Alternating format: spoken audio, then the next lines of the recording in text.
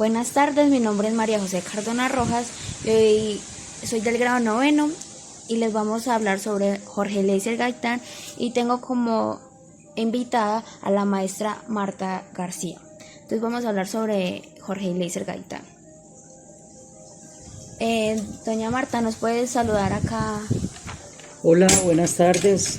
María José, con mucho gusto. Te colaboro en la tarea y te ubico un poquito históricamente. Muchas gracias y para mí es importante saber lo que ha pasado aquí en nuestro país. Bueno, lo primero que quiero saber es qué representa Gaitán para las clases populares en esta época. Para hoy o Para hoy. para esa época en que existía él. Para esa época y Y de también en pronto esta para hoy. para esta. Bueno, para esa época, desde 1935 en Colombia, había una lucha muy grande entre liberales y conservadores.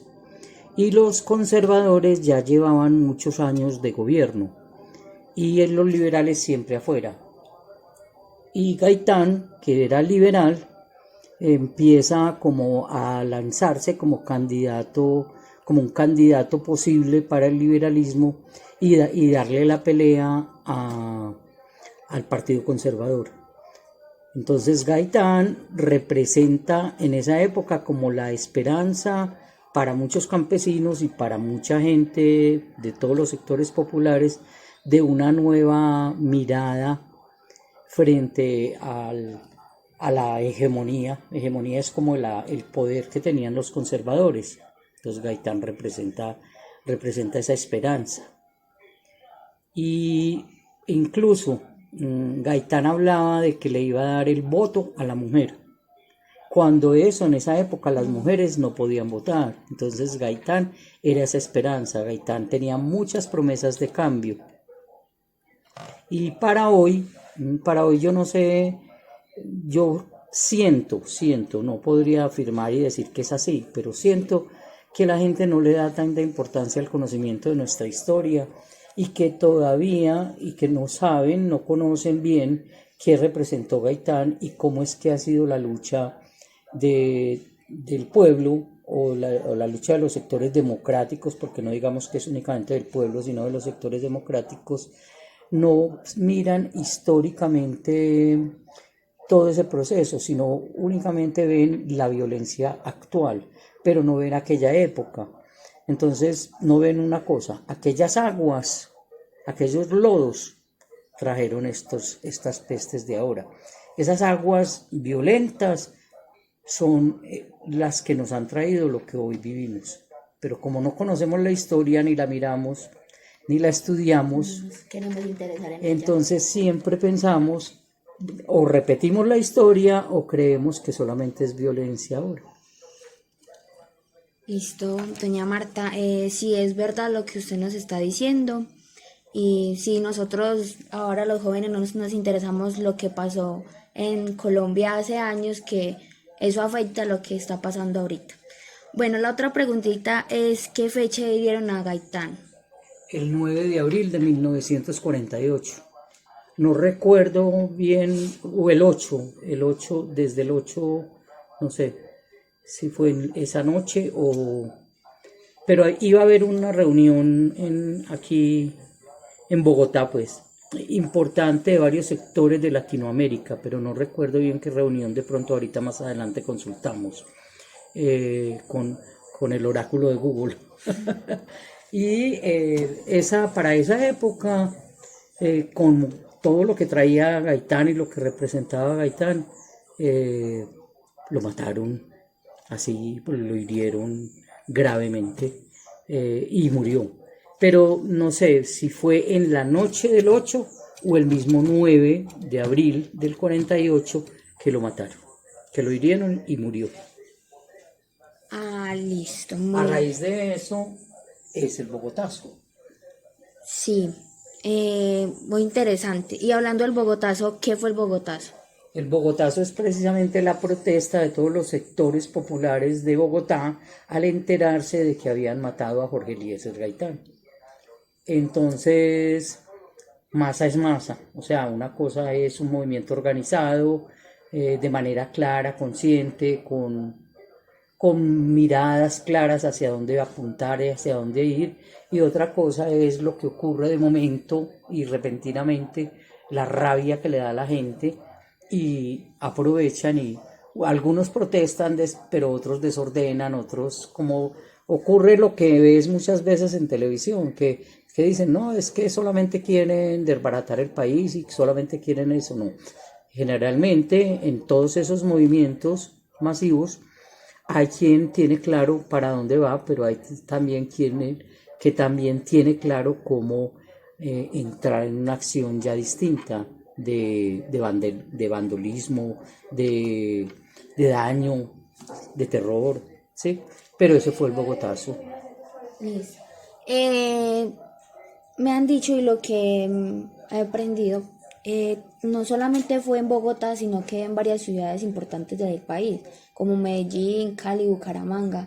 No sé si eso fue también verdad o fue en todo el país que hubo como esa revuelta porque Gaitán lo mataron. Lo llaman el Bogotazo porque fue principalmente en Bogotá y porque en Bogotá fue el asesinato de Gaitán, pero protestas sí hubo en todo el país. En Antioquia no creo, porque en Antioquia estaban como hoy los sectores más, voy a decir una palabra, una expresión para ustedes de pronto rara, más recalcitrantes del Partido Conservador. O sea, Antioquia siempre se ha conservado como eso, como un departamento muy conservador. Entonces en Antioquia no creo, y los poquitos liberales que existían estaban temerosos y demasiado escondidos. Pero sí hubo protestas, pero la principal fue en Bogotá. Listo. Lo de Medellín no sabía, pero es muy interesante la verdad. Bueno, ¿y quién fue el autor material? El autor material es Juan Roa. Juan Roa es un cubano y aparentemente eso era lo que querían hacer ver, que eran fuerzas externas las que asesinaron a Gaitán.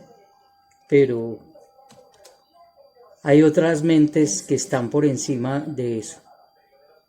Hablando sobre eso, he escuchado que hay varias versiones de quién mandó a matar a Gaitán.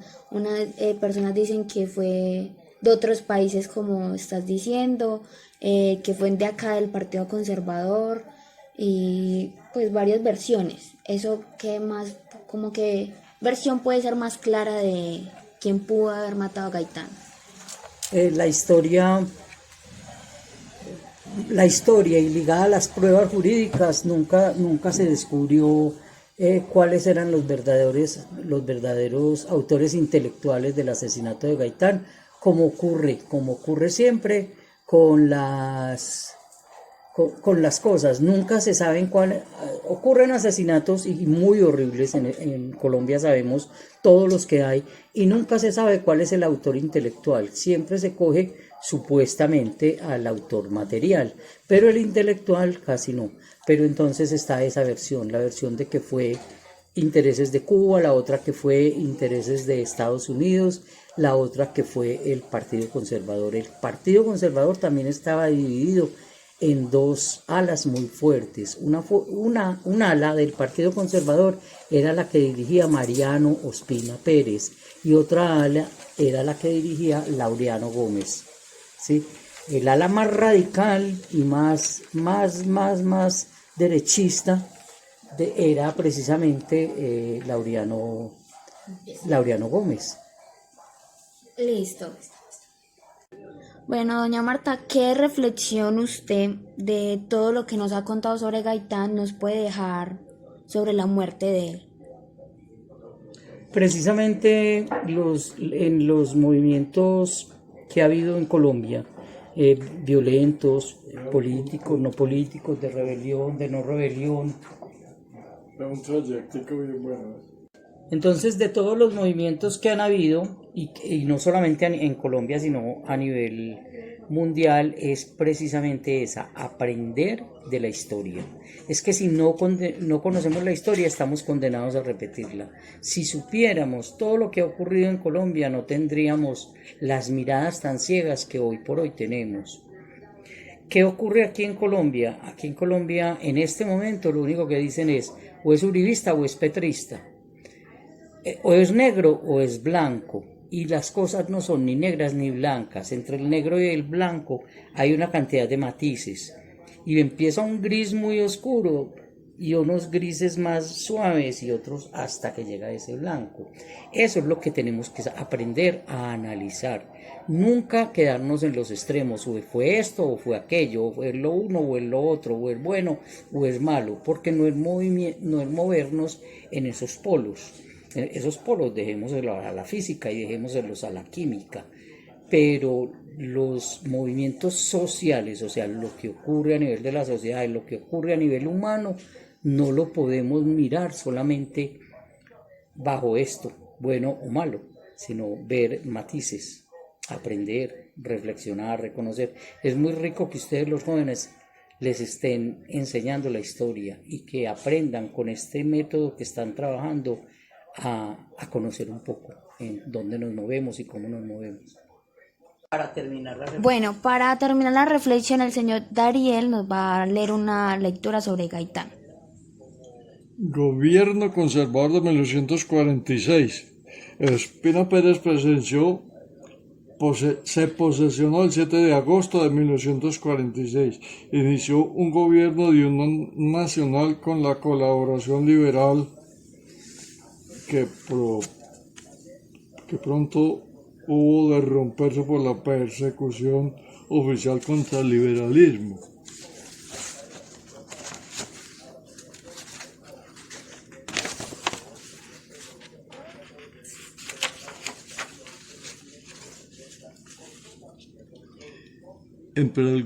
Emprendió algunas obras de fomento agropecuario y de tipo fiscal que mejoraron la situación del país. Se hizo una reforma electoral, se creó la siderúrgica de Paz de Río, se construyeron varias represas en la sabana de Bogotá y para controlar las aguas del río y regular tanto el acueducto de la capital como el suministro de energía eléctrica, se expidió el Código del Trabajo y se creó el Instituto de los Seguros Sociales. Finalmente se impuso un gobierno hegemónico conservador. La violencia política comenzó en Boyacá y se extendió a otros departamentos.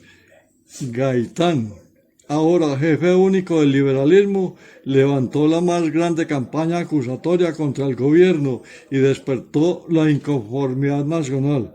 Su formidable oratoria dominaba el panorama político. El 30 de marzo de 1948 se instaló en Bogotá la novena conferencia panamericana con una agenda especialmente americanista y democrática, pero fue saboteada por el asesinato de Gaitán el 9 de abril, crimen que provocó una violencia protesta del pueblo, que indignado y desesperado por la muerte de su caudillo, se lanzó al saqueo, al incendio y la revuelta con ansias de tomar las armas contra el gobierno, que logró sostenerse gracias al apoyo que le dio Darío Echandía en nombre del liberalismo.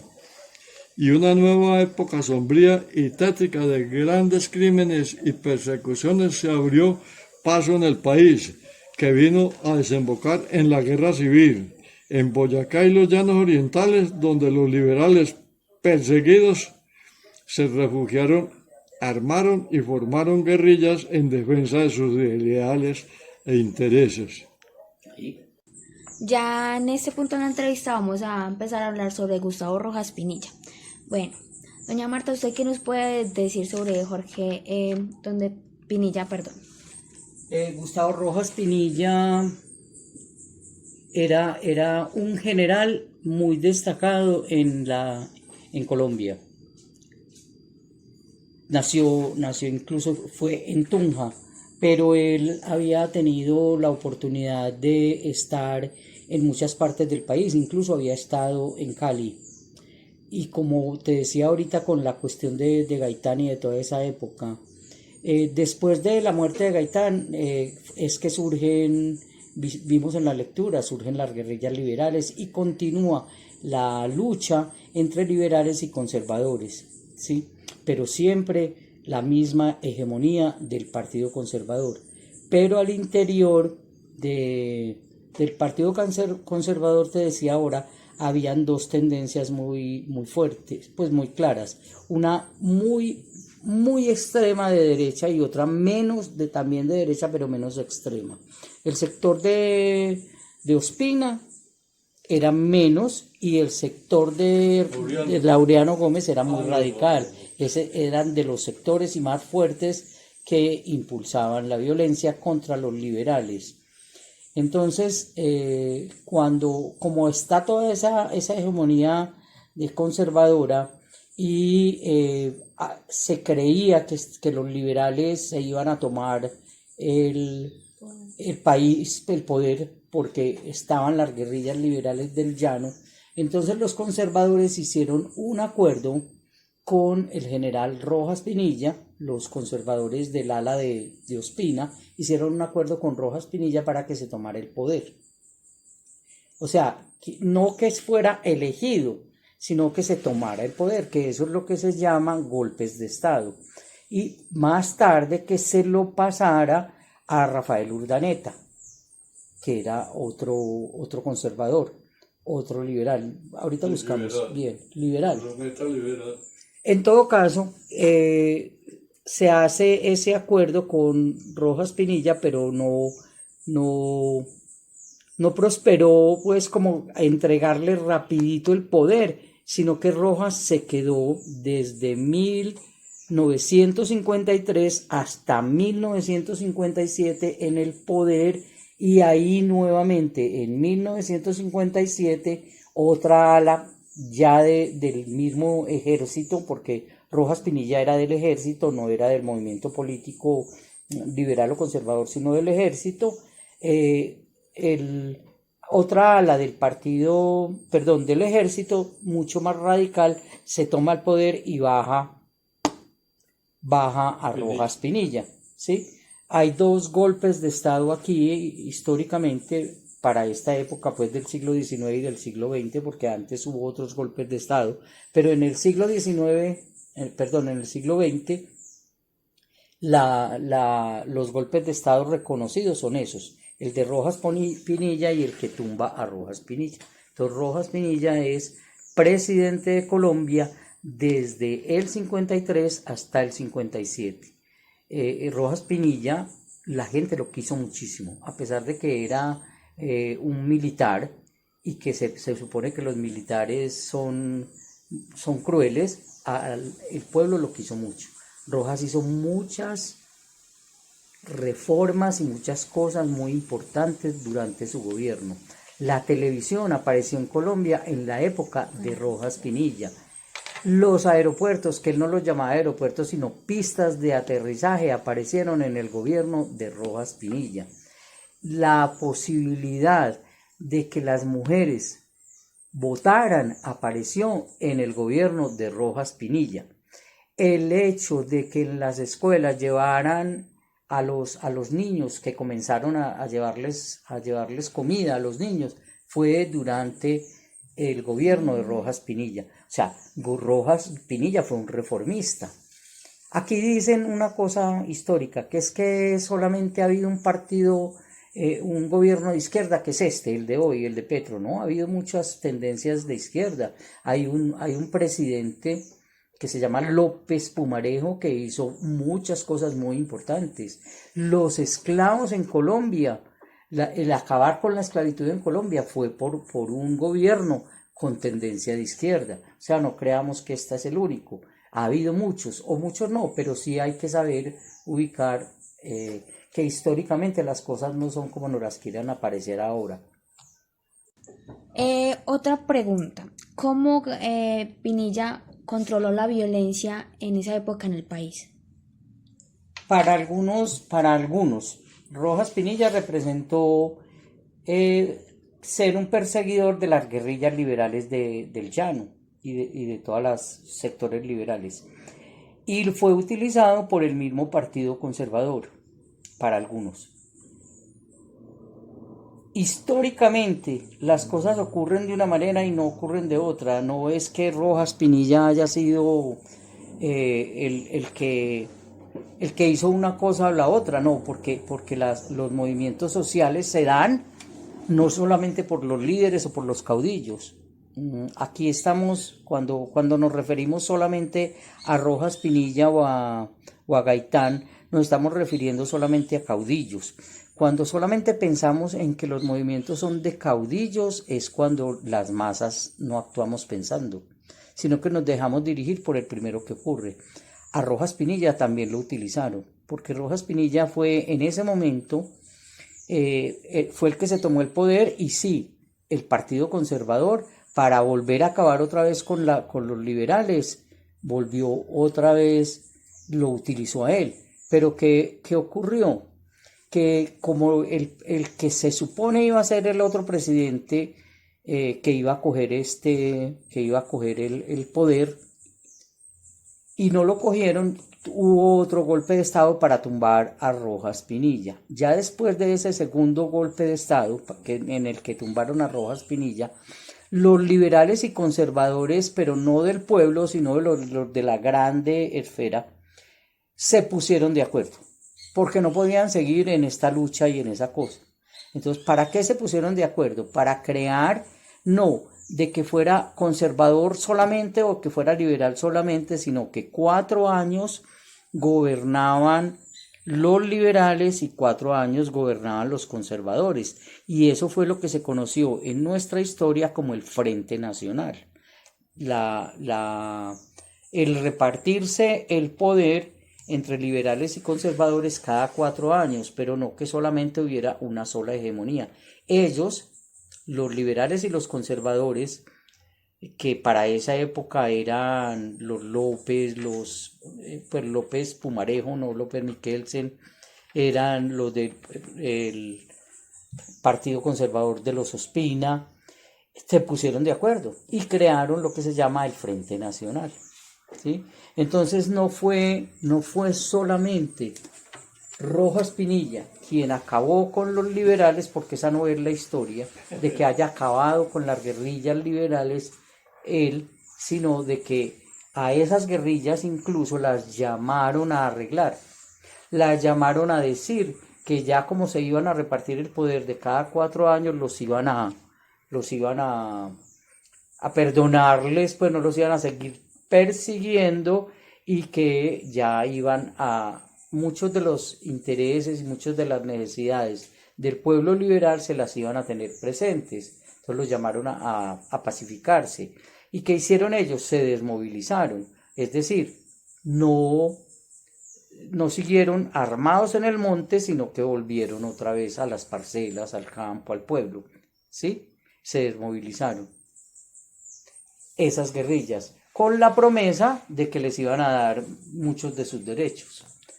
Por eso más tarde, de esas guerrillas, a las que no les cumplieron fue que nació la otra guerrilla que hoy nosotros conocemos, que fue la guerrilla que dirigió el Partido Comunista de Colombia, lo que fueron las FARC, Fuerzas Armadas Revolucionarias de Colombia. Nacieron de allá, de esas guerrillas liberales del llano de esa época, que también hicieron acuerdo. No sé si ya les contaron que hubo un nuevo acuerdo durante el gobierno de Santos, ahorita hace poquito, en el 2013, 2014, pero les volvieron a incumplir. Y a otros los persiguieron y a otros los mataron, que fue cuando se dio la paz en Colombia. Y se hizo un plebiscito y nuevamente los llamados, ya no digamos conservadores, sino la llamada derecha, fue la que desconoció y ha desconocido ese proceso de paz.